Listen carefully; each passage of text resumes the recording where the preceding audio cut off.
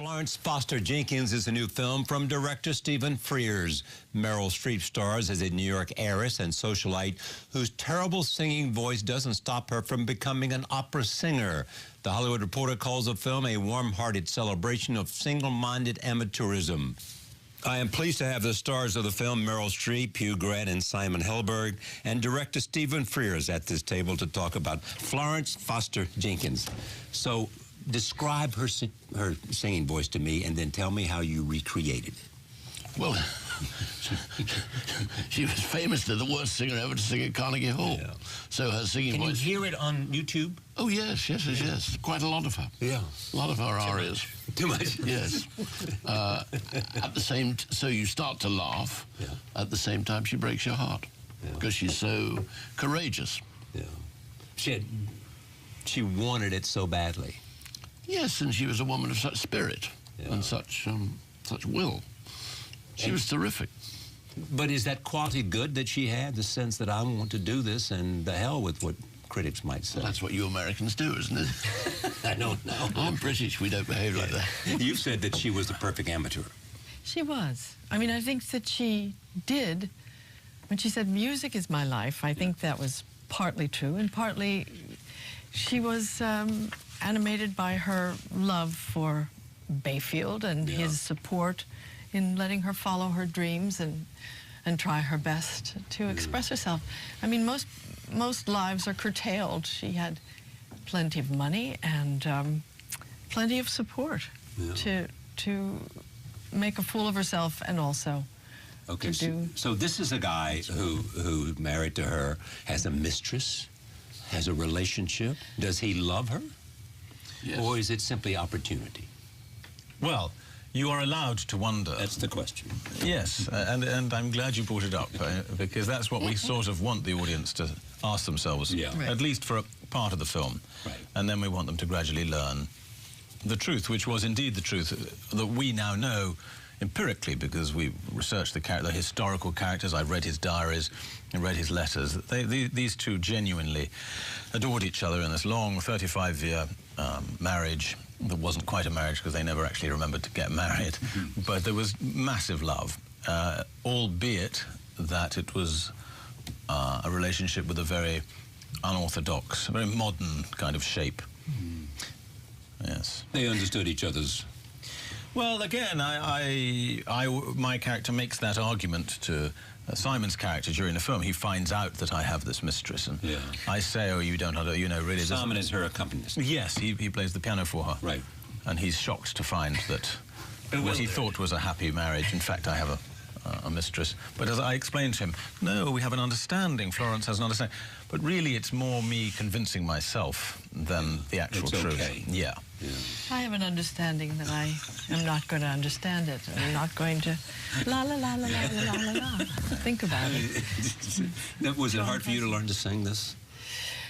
It was difficult to learn these extremely challenging arias. Some of the most challenging arias in the bel canto. But they're challenging to sing well. Yes, but I had had to learn to sing them badly. Yeah, but not at first. First I had to learn them, and to learn them right. And it was really hard. And then, we were singing, and Simon was playing live in the film, and so we were allowed to play with where we went off and where we failed. What is your character's role in this? Stephen? Yes. I don't know, Didn't you get around to telling him what his character's role was? I thought he knew. Well, there's a book right there. I have to read that. My character's role is the accompanist, but is... a kind of... Functions as... consciousness? Yeah, the eyes of the audience, in a way, I think. That's why my eyes are so prominently featured, bulging out of my head. This unwitting, sort of pure little wisp of a man that wanders in to what he thinks is his dream job, and Florence opens her mouth and birds fall out of the sky, and he's looking around for help, and nobody seems to understand what the problem is. Tell me more about how it could possibly be that someone with Florence's vocal skills could emerge... Lack of skills. Yeah, lack of skills. Could emerge as a popular singer who has a chance to go to Carnegie Hall. Well, you know, she sang, she was a member of many, many, many clubs, which is where women of means thrived at that time. They weren't in the professions, and they had no other thing to do except good works. So she found herself in New York with a lot of money from her father, and she and her mother negotiated through society this way and found a place. Gave lots of money away, and mostly to musical organizations, and she just loved music, and that she basically really wanted to sing, but she couldn't sing at all. And she knew that?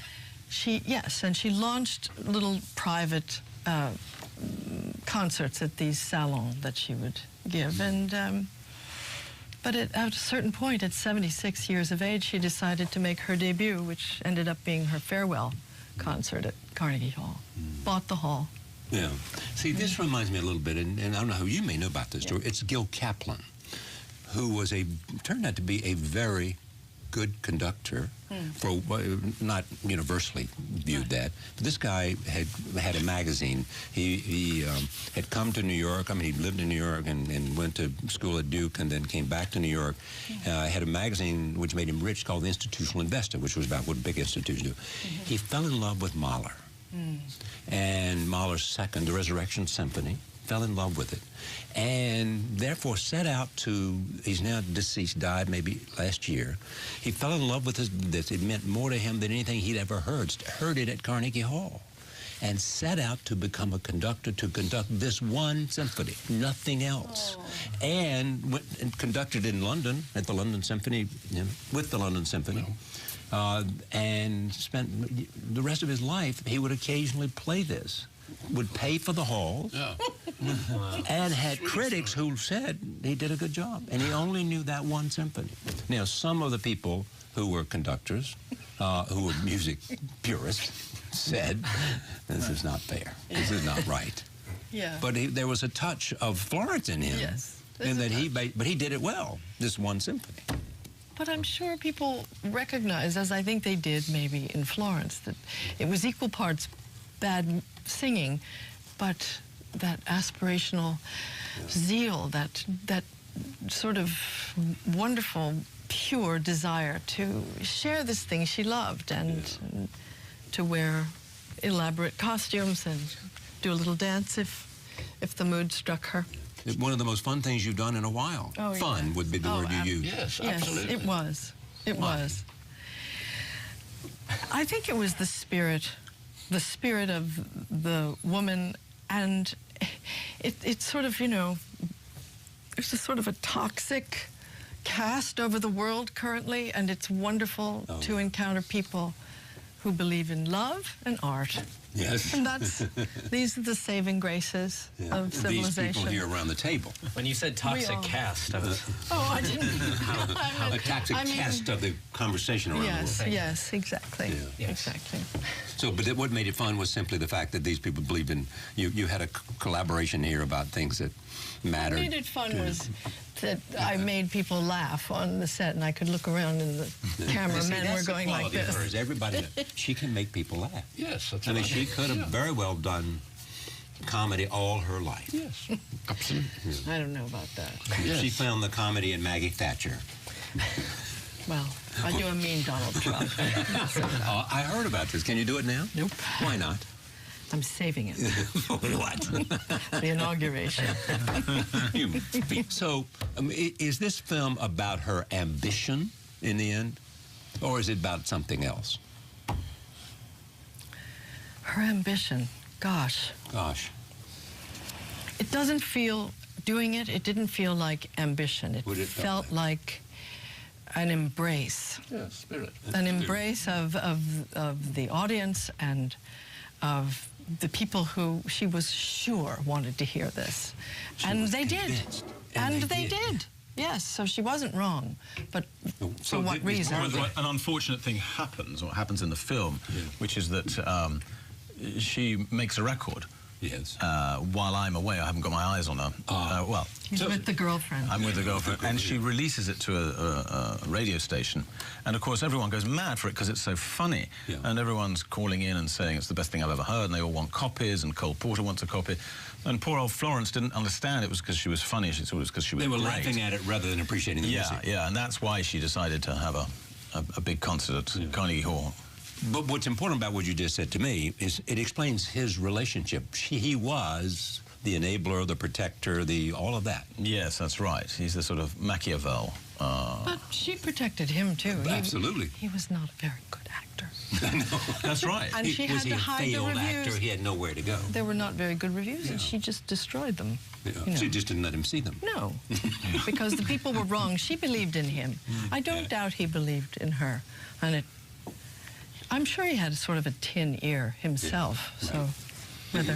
Yeah, about You had an eye for Lily Pons, but not an ear for here's her. what's interesting about me, about this. You do the best actors that you've worked with, and you've worked with a bunch of them, they have to come to some real understanding of the character. Completely. You know, Meryl has figured out what she believed in, didn't believe in, why she was the way she was, right? You do that. And that comes in part from the text, and where else? From the experience, because I think you can get ready. You can get ready and learn the arias, and you know everything else. But it's when you meet, and when we exchange, you know, desperation, and so the whole thing just happens in here, right in the air between us, and nowhere else. You see, who needs a director? I think the better the actor you are, the better you are at doing it on the hoof, as you would say in America. And I noticed Meryl doing a lot of that. Every take's different. You don't know what she's going to do next. And the more insecure the actor, the more prepared they are, and they think, this is the kind of the performance I'm likely to give. Meryl Streep. What? I'm with Meryl Streep, I better be.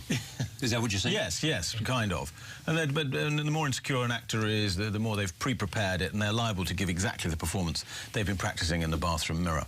Yeah. And if I've learned anything in 35 years, it's that Meryl's right, do the prep, but then try and wing it on the day. Really? Is that what you're saying? Wing it?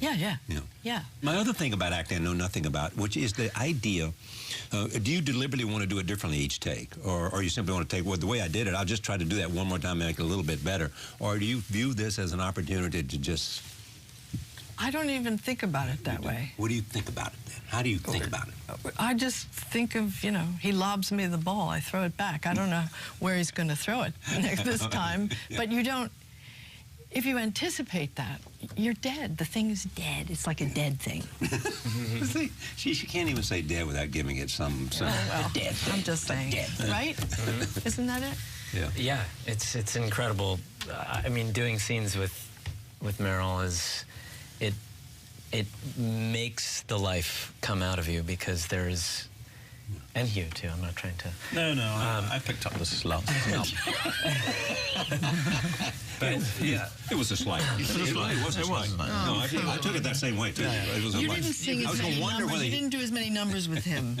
You can see what a nightmare it must have been directing this bunch. Directors are tragic figures. So what did you do then?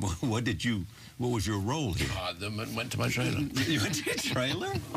No, they were very, very good. No, seriously.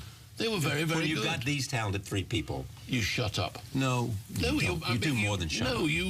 No, of course you watch them. If they do something idiotic, I guess you'd say so, but they don't. You know, the miracle is that, you know, I see the movies, I see how actors are shown in the films to be these sort of screaming monsters. Here are three fine, fine actors, monstrous egotists, a lot of them. It is ensemble play. They play together. You have So these are monster egotists who engage in... Of course not, but there's someone collaboration. underneath. There's some terrible person waiting to come out. But they play it as an ensemble piece. You know what he does? No, seriously. Often, you know, they had monitors where the director watches what's going on, even though it's right here. He could watch us right there, but they look at the monitor. Stephen listens often. Sometimes, didn't you notice that? Yeah. That he would, listens. yes, he would like be listening to the scene, and that was where he found its truth Okay, or you're saying- not. He would hear it. He would hear the truth in these. John Huston used to turn his back. He would literally turn his back so that he could listen. Oh, I knew. And Billy Wilder must have had a wonderful ear. Yeah, that's Alan Bennett used to lie on the floor under the table, and you can hear Yes. far more than you can see. Yes. like that famous golf coach. I know we golfed together. right. That famous golf coach, I can't remember his name, Mo something, who coached by, he didn't look at you at all, he turned the other way. And he could hear from the way the ball hit the club, Yeah, the he'd club say, hit oh, the you're ball. slicing it, aren't you?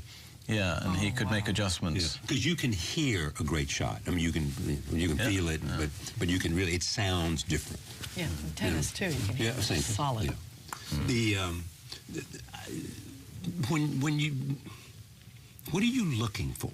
I mean, Mike Nichols, your great friend, my friend Mike Nichols, once said to me, I want my actor to surprise me. I've said this before. Yeah. I want him to surprise me. I want him to do what I want my architect to do, to surprise me. I don't want to tell my architect I want a house like this, and then he or her return the house to just what I described. I want him to come back with me with something that totally surprises me, and that's why I want to hire him. You don't know what you're looking for, but when they do it, you'll know. Yeah. When they do you it. don't know, but they'll do it. You know, you go on and then they do something, you think, oh, yes, no, that's right. And that's why you're a director and they're an actor. Exactly. Exactly.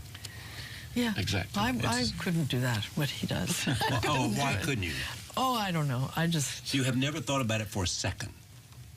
Oh, I've thought about it. Oh, but yes. then I really think of the total job, and I think, I like the subjective eye. I like defending my character, my turf, my person, my little quivering somebody. Is this your I don't want to think about everybody. Is it what you do? Except you. Yeah, obviously. Obviously. So you're not slighted at all. She's thinking about you. Yeah, she says that. She says that, doesn't she? Florence Foster Jenkins opens in theaters on Friday, August 12th. Thank you for joining us.